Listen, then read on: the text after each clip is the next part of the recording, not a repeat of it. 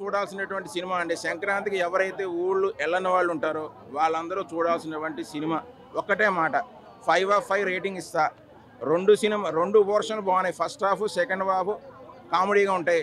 ఇంట్లో మనం ఫ్యామిలీతో ఎలా పంచి డైలాగులు వేసుకుంటామో అట్లా ఆ విధంగా పంచి డైలాగులు ఉంటాయి. ఇంతకన్నా ఇంకేం కావాలి మీకు?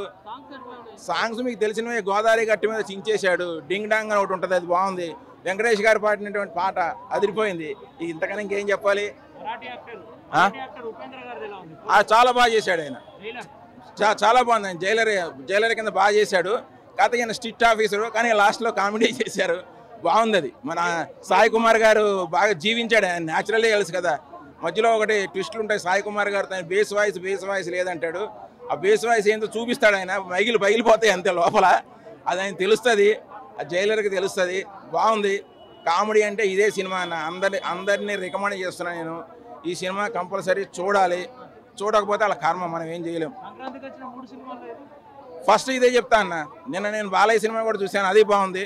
తమన్ మ్యూజిక్ చించేశాడు, మామూలుగా లేదు. తమన్ సినిమా మామూలుగా లేదు, చెత్త కొట్టేశాడు.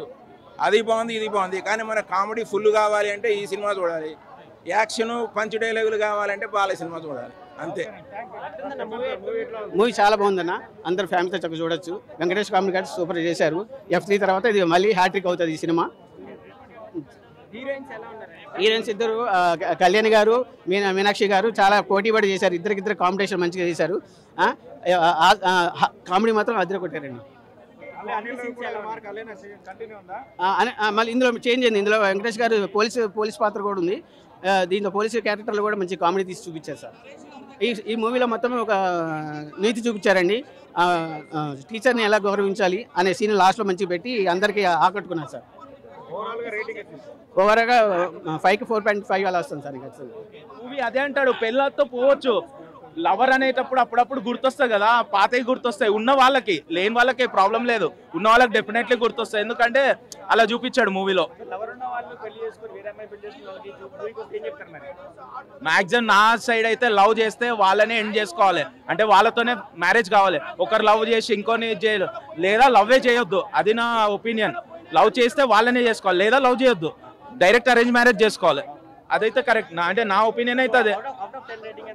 8. Hi, hello.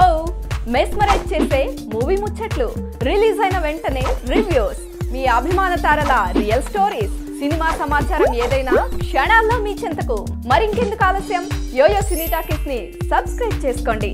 హలో నోటిఫికేషన్ కోసం గంట కొట్టడం అస్సలు మర్చిపోకండి.